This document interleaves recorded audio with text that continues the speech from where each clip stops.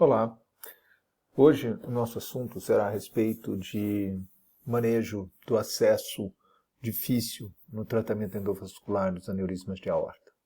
Talvez o acesso seja um ponto mais importante, né? Claro que o colo do aneurisma, as zonas de ancoragem proximal e distal são extremamente importantes, mas é lógico que o acesso faz toda a diferença na hora de tratar do ponto de vista endovascular, um aneurisma de aorta.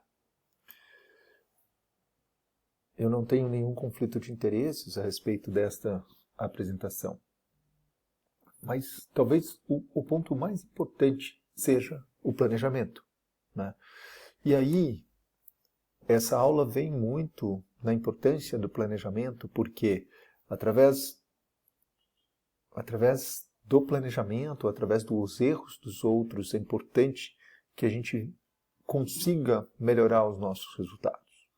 Um ponto interessante é que quando o tratamento do aneurisma é tranquilo, ou seja, sem complicações, o maior risco de complicação é nos acessos. E essas complicações vão geralmente aparecer nas 3 primeiras horas.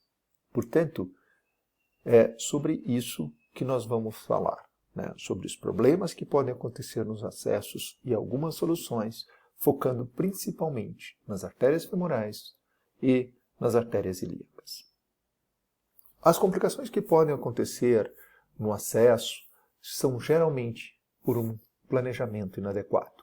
E aí pode acontecer sangramento, pode acontecer embolização e pode acontecer lesão dos vasos, né, de acesso. A primeira coisa é a tomografia. A tomografia é extremamente importante e vejam aqui, está claro, mas vejam que nesta tomografia o radiologista nos colocou 7,9 e 6,9 aqui de diâmetro nessas artérias femorais. Entretanto, observe a quantidade de cálcio, principalmente nessa artéria do lado direito, circunferencial, diminuindo muito o lúmen desse vaso. Então, 2 pontos importantes aqui. A gente precisa de uma tomografia sem contraste para avaliar o cálcio, né? E segundo ponto, olhem a redução de lúmen, né? Vejam o espessamento da parede. Então, com certeza, esse vaso que tem de adventícia a adventícia mais de 6 milímetros, ele tem um lúmen muito mais reduzido. O que se observa exatamente na tomografia ao lado. Vejam aqui, na arteriografia, vejam a mínima luz nessa artéria femoral comum. Portanto, esse caso é de um acesso extremamente difícil e com risco muito grande de complicação. Todas as vezes que a gente fala de acesso, hoje em dia, é importante o ultrassom. As funções devem ser feitas guiadas por ultrassom. É muito mais prático, é muito mais seguro, né? Observando ali onde está a bifurcação da femoral comum, né? E funcionando numa área da femoral comum sobre a cabeça do fêmur. É importante mantermos esse parâmetro anatômico porque é aí o ponto de compressão. Mesmo que sejam utilizados dispositivos de oclusão, é muito importante que seja feita a compressão em cima da cabeça do fêmur, porque a compressão feita sobre a cabeça do fêmur, ela é muito mais eficiente. A gente precisa de um reparo anatômico para essa compressão, né? Vejam que aqui a prega inguinal muitas vezes está perdida em pacientes muito obesos.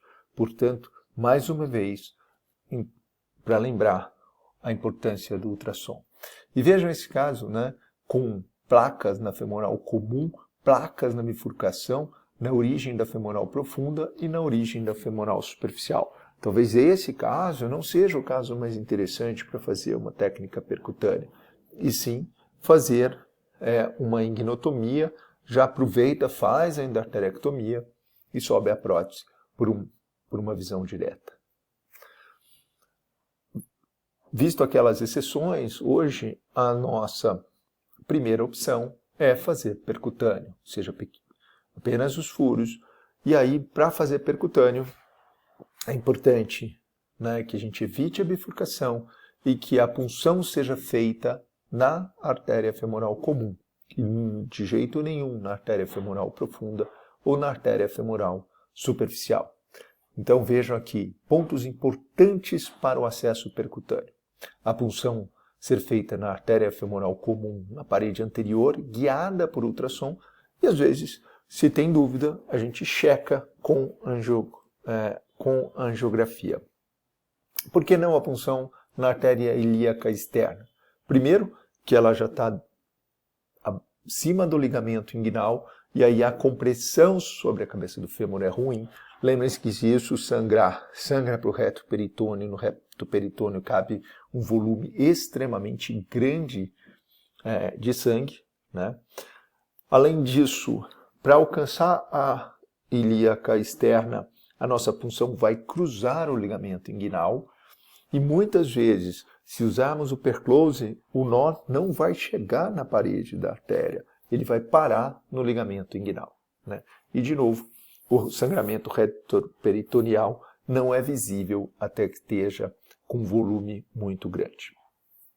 Da mesma forma, a punção inadequada na femoral superficial ou na femoral profunda também levam a compressão ruim e, como são artérias de menor calibre, existe um risco muito grande de trombose desses vasos. Portanto, é imperativo o uso do ultrassom, e vejo aqui, talvez essa imagem esteja pequena, mas na hora de liberar o perclose, a gente olha exatamente se aquela âncora do perclose está na parede anterior do vaso, e aí deixamos a técnica, né, de pre-closing technique pronta para o próximo. Importante, vejam aqui nessa imagem da direita, aqui era o ponto de punção, fechado, sem nenhum extravasamento. Então, após o procedimento, nós repetimos o ultrassom. Então, ultrassom no começo do procedimento, para punção, ultrassom pós-compressão, né, que é importante, e ultrassom pós ou pré-alta do paciente. Então, o ultrassom é uma ferramenta que precisa estar presente indiscutivelmente o tempo todo, né? E aqui a gente usa sempre a técnica dos dois percloses. Então, aqui os nós e é a pre-closing technique, já descrita. Quanto menor os dispositivos, melhor, né? Porque menor o orifício na parede do vaso. Subindo um pouco agora, falando de angulação ou de tortuosidade das artérias ilíacas. Elas muitas vezes são ruins por causa da dificuldade de negociação. Uma ilíaca muito longa, o catéter lá em cima vai perder o torque, né?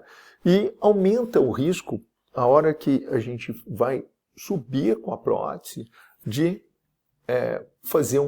de barrigar essa ilíaca, vamos dizer assim, e romper. Além de que as medidas de comprimento também ficam ruins. Então veja aqui, na hora de subir numa ilíaca dessa, o dispositivo pode empurrar a ilíaca, aumentando o risco de ruptura. A gente sempre usa, nesses casos muito angulados, um dilatador para ver, né, até como ele se comporta, como ele gira, para a gente ver como é que a gente vai subir a prótese, até para colocar os ramos. Então, esse é um dilatador da Cook, que a gente sempre usa. E aqui só para ilustrar a importância de um fio extra rígido, né, como o Landerquist, veja aqui o catéter sem um fio rígido, e aqui o Landerquist mostrando que isso é extremamente eficaz para subir a prótese. Às vezes é necessário, né, para deixar isso mais alinhado ainda, fazer o chamado varal ou fio dental, que nada mais é do que o fio guia sair na braquial até, ou na axilar, até a femoral. Importante, neste ponto aqui do tronco braquiocefálico, utilizar sempre uma bainha ou um catéter para que o fio não fique raspando ali nessa bifurcação, com risco de lesar esse vaso. Veja aqui, continuando nas ilíacas, agora falando um pouco de estenose, veja aqui nesse ponto placas, né, de aterosclerose.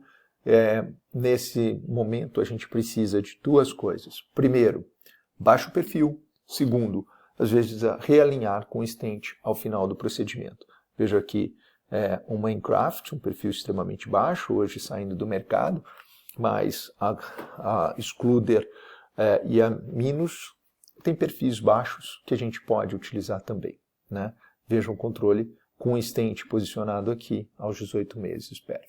Esse é um outro caso, mais extremo, de uma oclusão da ilíaca comum, aqui já recanalizada, uma técnica de kissing para abrir, e aí o posicionamento da prótese, e muitas vezes necessário o uso de stent.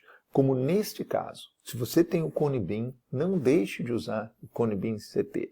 Veja aqui no final do procedimento, um ramo aberto, o outro ramo comprimido, né? O que a gente pode ver aqui, exatamente na bifurcação, o ramo da esquerda bem aberto, o ramo da direita comprimido, e aqui um stent posicionado por dentro, que é liberado, e vejam aqui o D duplo, né? O formato em D duplo, mostrando os dois ramos extremamente abertos, vejam a comparação de um com o outro, deixando uma segurança que esse paciente não vai ocluir ramo. Tá? Continuando esses acessos difíceis, existe já descrito, né, os endocondutos, né, até na forma de pave and crack, ou seja, você coloca esse conduto e vai dilatando para abrir, para que possa colocar as próteses. Ele foi aqui descrito pelo grupo de Malmo, do Tim Rash e do Nuno Dias, né? Vejam aqui uma artéria extremamente afilada, um viabam posicionado, aqui um viabam colocado, vejam o introdutor, maior praticamente que o diâmetro do vaso, a dilatação com balão 8 ou 9, e aí a passagem do introdutor para que a gente possa tratar o aneurisma mais proximal. Como nesse outro caso também uma estenose crítica aqui dos dois lados. Vejam o viabam aberto, e nesse caso não era nenhuma prótese, né, abdominal, era uma prótese torácica posicionada na aorta descendente. Quais as potenciais complicações do endoconduto? Ele pode levar à ruptura, a gente vai levar geralmente a oclusão da ilíaca interna. Com a oclusão da ilíaca interna, a gente diminui a perfusão pélvica, pode levar a claudicação de glúteo, pode levar a paraplegia e, num caso mais extremo, também, né, além da paraplegia, uma isquemia intestinal. Além disso, como a gente dilata, às vezes fica incompatível o diâmetro da ilíaca externa com o diâmetro da femoral comum, né, para que possa fazer, então, uma anastomose. Vejam aqui a femoral comum e vejam aqui a prótese que vai precisar ser suturada ao final. Chegou aí o shockwave, né, a litotripsia, bastante usada nessas lesões de femorais. Veja aqui o cálcio, bastante cálcio. Aqui no final, aberto, sem stent, sem nada, o que propicia a passagem da prótese, né? E por fim, claro que o acesso cirúrgico também é importante. Quando formos fazer um acesso cirúrgico, muito importante usar o Dacron 10, principalmente para o tórax. Não adianta usar um Dacron menor que 10, não adianta, o Dacron é muito importante que seja o 10, tá?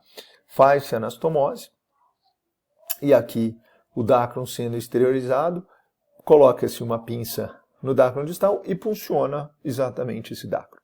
Às vezes a gente sepulta ali a anastomose, a gente não mexe na anastomose, e vejam aqui então o ponto de acesso, e às vezes o laudo vem como aneurisma de artéria ilíaca. Então isso tem que estar bem descrito, sabendo que é uma prótese que foi ali deixada e não um aneurisma. Às vezes na hora de puxar essas ilíacas muito finas vem alguma plaquinha, ou mais do que placa, vem endotélio, né?